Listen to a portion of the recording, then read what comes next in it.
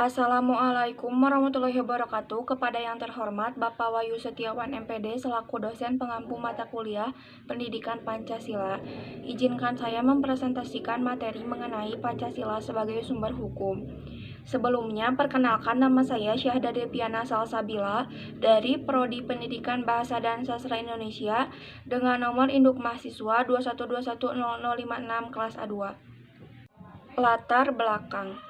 Sebagai bangsa yang memiliki keanekaragaman budaya, ras, adat, agama, dan suku, Indonesia juga memiliki hukum, undang-undang, dan peraturan-peraturan lainnya yang bertujuan untuk mengatur perilaku masyarakat di dalam hubungannya antar anggota masyarakat yang lain, sehingga diharapkan mampu menjamin sebuah kepastian hukum. Adapun perundang-undangan terkait Pancasila sebagai sumber dari segala sumber hukum di Indonesia, salah satunya tertulis dalam Undang-Undang Nomor 10 Tahun 2004 Pasal 2 tentang pembentukan peraturan perundang-undangan yang menyatakan bahwa penempatan Pancasila sebagai sumber dari segala sumber hukum negara adalah sesuai dengan pembukaan Undang-Undang Dasar tahun 1945 yang menempatkan Pancasila sebagai dasar ideologi negara serta sekaligus dasar filosofis bangsa dan negara, sehingga setiap materi muatan perundang-undangan tidak boleh bertentangan dengan nilai-nilai yang terkandung dalam Pancasila. Pancasila sebagai sumber segala sumber hukum. Sumber hukum menurut Zevenbergen dibagi menjadi dua.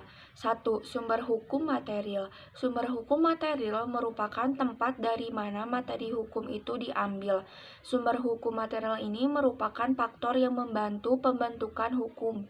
Misalnya, hubungan sosial, hubungan kekuatan politik, situasi sosial ekonomis, tradisi, perkembangan internasional, keadaan geografis.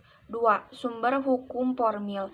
Sumber hukum formil merupakan tempat atau sumber dari mana suatu peraturan memperoleh kekuatan hukum. Ini berkaitan dengan bentuk atau cara yang menyebabkan peraturan itu formal berlaku. Nah, kemudian bila dikaitkan dengan dua jenis sumber hukum tersebut, maka Pancasila termasuk sumber hukum yang bersifat material. Sedangkan yang bersifat formil dalam hal ini seperti peraturan perundang-undangan, perjanjian antar negara, jurisprudensi, dan kebiasaan. Jadi, Pancasila sebagai sumber hukum material ditentukan oleh muatan atau bobot materi yang terkandung dalam nilai-nilai Pancasila. Jadi dapat disimpulkan bahwa terdapat 3 kualitas materi Pancasila. Pertama, muatan Pancasila merupakan muatan filosofis bangsa Indonesia. Kedua, muatan Pancasila sebagai identitas hukum nasional. Ketiga, Pancasila tidak menentukan perintah, larangan, dan sanksi, melainkan hanya menentukan asas-asas fundamental bagi pembentukan hukum. Fungsi hukum bagi negara Indonesia yaitu 1. Untuk menjamin kepentingan dan hak asasi rakyat. Maksud dari menjamin di sini adalah menjamin dari kepentingan penindasan atau kesewenang-wenangan penguasa atau pemerintah. 2. Memastikan setiap warga negara menjalankan hak dan kewajibannya. 3. Menjamin pelaksanaan pembangunan nasional dan pencapaian tujuan nasional. 4. Menciptakan kehidupan masyarakat yang tertib, teratur, adil, damai, dan sejahtera yang membuat hubungan antar warga negara dan warga negara lainnya dengan pemerintah selaras, serasi, dan seimbang.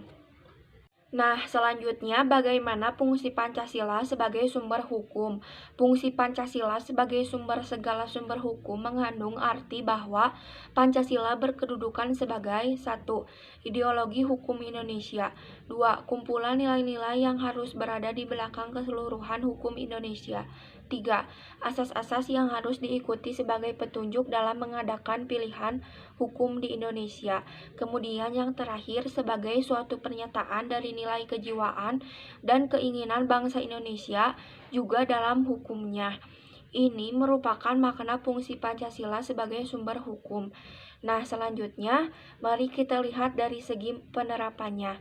menerapkan Pancasila sebagai sumber segala sumber hukum. Yang pertama, menjadikan Pancasila sebagai suatu aliran hukum. Tujuan penting menjadikan Pancasila menjadi suatu aliran hukum tentu bukan untuk melawan aliran-aliran hukum yang masih relevan untuk diterapkan sebagai hukum positif, tetapi terutama agar negara Indonesia memiliki suatu sistem hukum nasional yang jelas, utuh, dan imparsial. Kemudian yang kedua, mendudukan Pancasila sebagai puncak hierarki peraturan perundang-undangan. Kedudukan Pancasila sebagai puncak hierarki peraturan perundang-undangan bukan bermaksud mengurangi keberadaan Pancasila sebagai pandangan hidup dan dasar negara, melainkan sebagai upaya untuk menghindari penyimpangan-penyimpangan peraturan perundang-undangan. Selanjutnya, slide terakhir ada kesimpulan. Sumber hukum yang paling mendasar dari negara Republik Indonesia adalah Pancasila. Pancasila merupakan pandangan hidup bangsa Indonesia, termasuk hukum yang berlaku di Indonesia. Dengan dasar hukum Pancasila akan tercipta jiwa yang menjunjung tinggi keadilan sosial dan tidak bertentangan dengan norma-norma hukum yang berlaku. Pancasila sebagai sumber dari segala sumber hukum tersirat dalam Undang-Undang Dasar 1945 Alinea 4 yang pada hakikatnya dibentuk sebuah undang-undang maupun peraturan lainnya bertujuan untuk mengatur perilaku masyarakat di dalam hubungannya antar anggota masyarakat yang lain, sehingga diharapkan mampu menjamin sebuah kepastian hukum.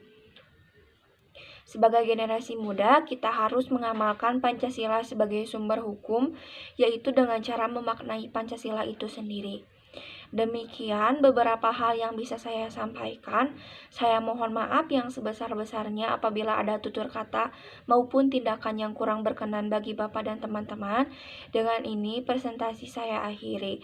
Terima kasih. Wassalamualaikum warahmatullahi wabarakatuh.